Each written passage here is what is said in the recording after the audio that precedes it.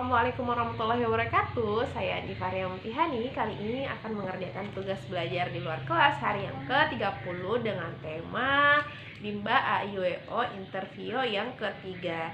Nah, adapun pertanyaan pertama adalah apa prinsip utama dalam proses Bimba interview yang harus dipahami dan diterapkan oleh motivator, jelaskan dan berikan alasannya.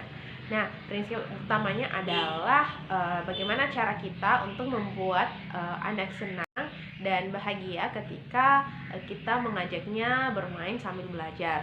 Kemudian yang kedua, agar anak itu tidak menjadikan belajar itu sebagai beban, makanya ada yang namanya metode Bimba, yaitu fun learning, individual system, dan juga small step system.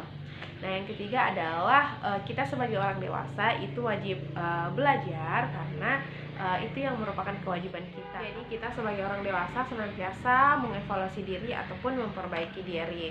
Jadi hak anak itu sekali lagi kita ingat adalah bermain. Jadi yang tugasnya belajar adalah kita orang dewasa. Kemudian pertanyaan kedua, apa prioritas motivator dalam kelas pendekatan? Jadi prioritasnya adalah kita mengetahui kesukaan sang anak, dia minatnya di mana, kemampuannya seperti apa. Ya, kita melakukan penyesuaian kepada anak, bukan anak yang menyesuaikan diri kepada kita, karena kita yang wajib mengerti anak. Kemudian pertanyaan ketiga, berapa lama durasi kelas pendekatan? Jadi durasinya adalah 5 menit. Pertanyaan selanjutnya keempat, apa prioritas motivator dalam kelas trial?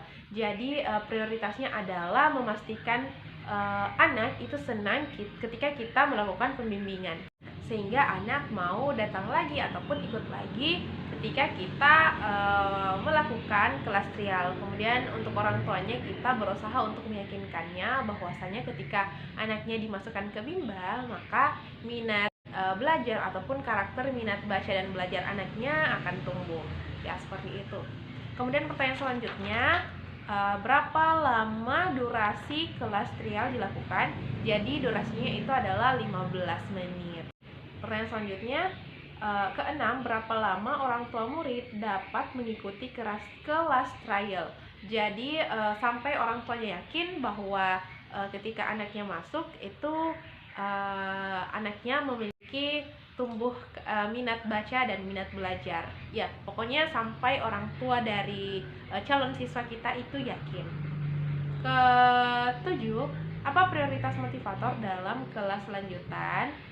Ialah menerapkan teori jam bandul, tentunya dengan lebih banyak bermain kegiatan baca-bacaan yang kemudian diberikan selingan yang berhubungan dengan minat baca dan minat belajar anak, yakni menulis, mewarnai, maupun berhitung. Pertanyaan ke-8 adalah kegiatan apa yang lebih prioritas antara bermain baca-bacaan dengan kegiatan menyelesaikan modul?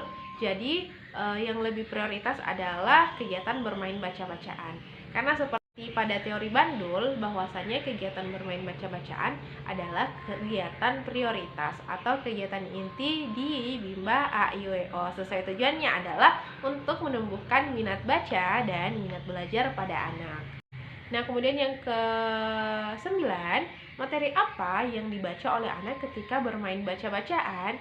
Jadi materi yang dibaca adalah modul ataupun tiket baca-bacaan yang telah anak kuasai. Ya, atau sesuai pada level anak, sesuai tahapan. Oke, seperti itu. Yang ke-10, bagaimana cara agar bermain baca-bacaan menyenangkan bagi anak? Tentunya dengan menerapkan teori jam bandul, berdialog kepada anak, menarik garis pada modulnya, ataupun berbahasa Bimba. 11, bagaimana menyikapi anak yang tidak mau bermain baca-bacaan? Tentunya kita sebagai motivator tidak boleh memaksakan kepada anak. Kita berupaya dulu untuk mengajaknya bermain sesuai kesukaannya. Misalkan anak suka bermain boneka, oke, kita ajak anak bermain boneka dulu. Kemudian kita ajak seperti ini, yuk kakak, bonekanya mau main baca-bacaan, yuk kita ajak bonekanya yuk main baca-bacaan yuk. Oke, seperti itu. Atau kita boleh ajak anak verbal sambil anak menggambar. Baik, sekian untuk video tugas belajar di luar kelas hari yang ke-30. Kurang dan lebihnya mohon dimaafkan. Billahi taufiq wal hidayah. Wassalamualaikum warahmatullahi wabarakatuh. Tetap semangat dan terus belajar.